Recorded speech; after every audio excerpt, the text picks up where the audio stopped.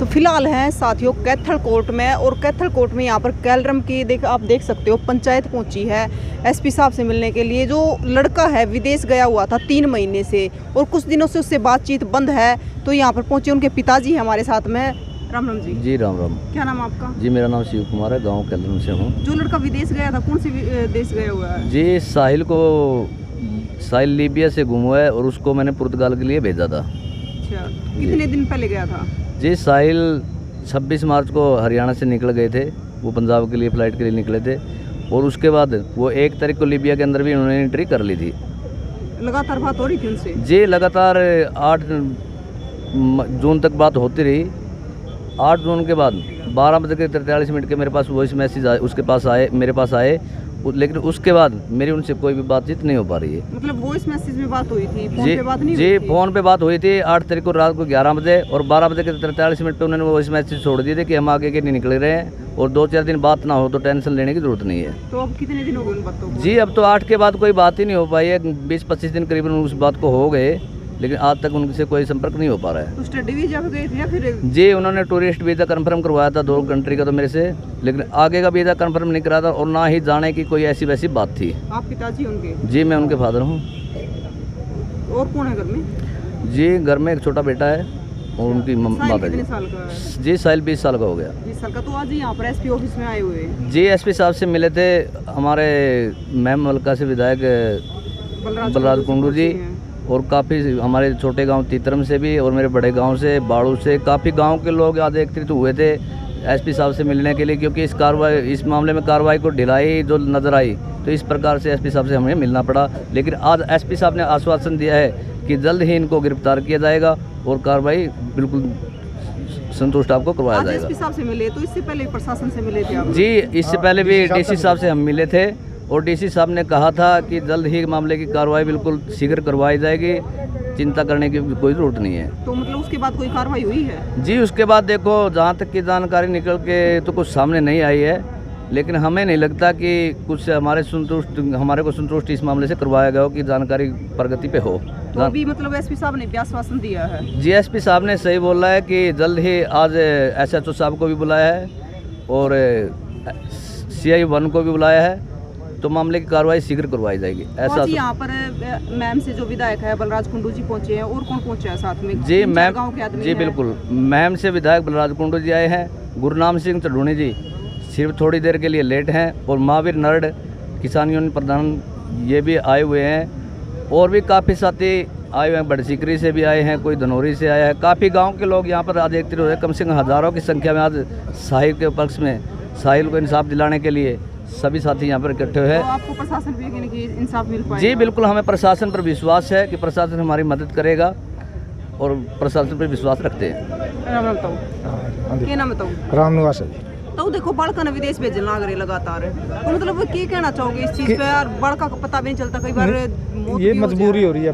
हाँ बालक धक्का करे अच्छा मैं फिर यूँ कहेंगे हमें पूरा काम नहीं करते, जिंदगी खोवांगे, मजबूरी में बालक भेजने पड़ रहे हैं। पर तो आगे की जिंदगी का बेरा है ना, आगे का भी कोई बेरा नहीं, कोशिश का बेरा पड़ गया। साहिल है, साहिल कह दिनों के बात बंद हो रही है। हाँ जी हाँ 8 तारीख तक बंद है। जब तक पता नहीं चला तो कुछ नहीं कह सकते। हाँ 24-25 दिन हो गए। 24-25 दिन हो गए। मतलब अगर देखो जिस प्रकार अपने हरियाणा में प्रचलन चल रहा है देश में जाने का, तो हरियाणा खाली हो जाएगा इस प्रकार? हाँ इस हफ्ते तो खाली होगा।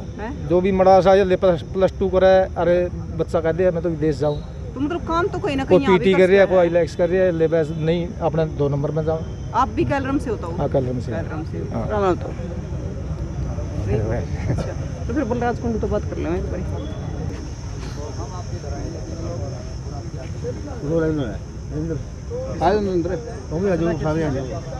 जिला प्रधान तो प्रधान जी आज यहाँ पर पहुंचे हो, ये जो कैलरम गांव का लड़का है विदेश गया हुआ था, लगातार बातचीत बंद है, तो आज एसपी से मिले, क्या बात? 8 तारीख के बाद साहिल कुंडू से कोई बात नहीं हुई। एसपी साहब ने आश्वासन दिवाया भी CI 2 CI 1 और जहाँ दरखास्त है कल्याण थाना में सभी SHO बुला लिए, सख्त से सख्त कार्रवाई करूँगा मैं और जल्दी उसका रिजल्ट आएगा। लेकिन एसपी साहब ने न्यू कहा भी डोंकी के रास्ते मत जाओ, जो भी बच्चा जाए IELTS करके जाए। तो प्रधान जी ये डोंकी के रास्ते से गया है? बस IELTS के बाद तो सारे होता अपने पते है उठ चुका है, टूरिस्ट भी जो कि को कुछ भी हो मतलब IELTS के बगैर जाना नहीं चाहिए, मैं तो कहूँ ये बात कहूँ। देखो प्रधान जी, जिस प्रकार से बच्चे जान लाग रहे हैं, मतलब लगातार आप देखो कि मतलब वो एक एक गांव में तो बहुत बालक जान लाग रहे हैं, तो क्या कहना इस चीज़ का एक तो बेरोजगारी होगी, हरियाणा सबसे नंबर 1 पे बेरोजगारी में, तो बच्चे क्या करें। आज का युवा अपना आगे भविष्य बनाने के लिए, रोजगार पैदा करने के लिए अपनी ज़मीन बेच कर, अपना घर बेच कर विदेश जाने लग रहे हैं, और जान भी उन्हें ठगी लग जाए, तो बहुत ही सोचने का विषय है ये। इस पर सरकार ने कुछ सोचना चाहिए, हम तो ये कहाँ।